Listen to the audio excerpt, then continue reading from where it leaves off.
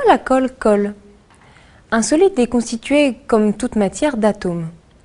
Ces atomes sont accrochés entre eux par des forces d'origine électrique. Du coup, lorsqu'on casse un objet, au niveau de la fissure, on casse les liens entre les atomes qui assuraient la cohésion de l'objet. On pourrait s'imaginer que pour recoller les morceaux, il suffit de remettre en contact les deux parties cassées. Eh bien c'est vrai, sauf que les forces électriques qui assurent la cohésion de l'objet ont une portée extrêmement courte. Il faudrait en fait que les deux surfaces soient partout distantes de moins d'1 nanomètre, c'est-à-dire 1/1000e de millimètre. Or, même dans le cas d'une cassure bien nette, on perd toujours un peu de matière. Du coup, c'est pratiquement impossible à réaliser. En fait, si on met en contact deux surfaces très lisses, on obtient une adhésion faible. C'est le cas par exemple de deux plaques de verre. Si on les met en contact, elles adhèrent l'une à l'autre, mais seulement jusqu'à un certain point. Elles finissent toujours par se séparer. Si l'on prend deux plaques de plexi, on n'observe pas le même phénomène, parce qu'à l'échelle microscopique, le plexi est moins lisse que le verre. Il reste plein d'espace entre les deux plaques de plexi. Mais si on bouge ces espaces, en mettant par exemple un peu d'eau entre les deux plaques, ça fonctionne à nouveau. Évidemment, pour que l'adhésion soit parfaite, il faudrait solidifier l'eau. On pourrait congeler le tout, mais avouez qu'une colle qui ne fonctionne qu'au-dessous de 0 degré, c'est pas pratique. Et en plus, ce n'est pas si simple, parce que l'eau se déforme en gelant, vu que la glace prend plus de volume que l'eau. Mais alors, comment fait-on pour coller deux morceaux ensemble? En fait, il existe plusieurs mécanismes qui opèrent parfois en même temps, mais tout dépend de la colle.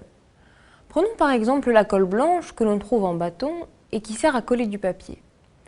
Lorsqu'on met la colle sur le papier, elle vient occuper tous les espaces de la surface du papier, comme l'eau tout à l'heure avec le plexi. Des liaisons électriques s'établissent entre la colle et le papier qui deviennent solidaires. Puis l'eau contenue dans la colle s'évapore. La colle sèche et durcit et la colle adhère parfaitement au papier. Bien sûr, comme il y a deux feuilles de papier qui adhèrent à la même colle, les deux feuilles de papier sont collées ensemble. On retrouve pratiquement toujours ce mécanisme, mais il n'est pas toujours suffisant pour obtenir un collage efficace. Ça dépend de la façon dont la colle vient épouser la forme du matériau et donc de la rugosité du matériau. Et le résultat, c'est que la colle blanche ne colle pas tout. L'autre colle que l'on a tous chez soi, c'est la cyanoacrylate, la superglue instantanée. Elle colle plus rapidement et sur bien plus de matériaux. C'est parce qu'elle fonctionne d'une manière très différente. Une fois appliquée, elle se polymérise au contact des molécules d'eau présentes dans l'air ou à la surface des matériaux.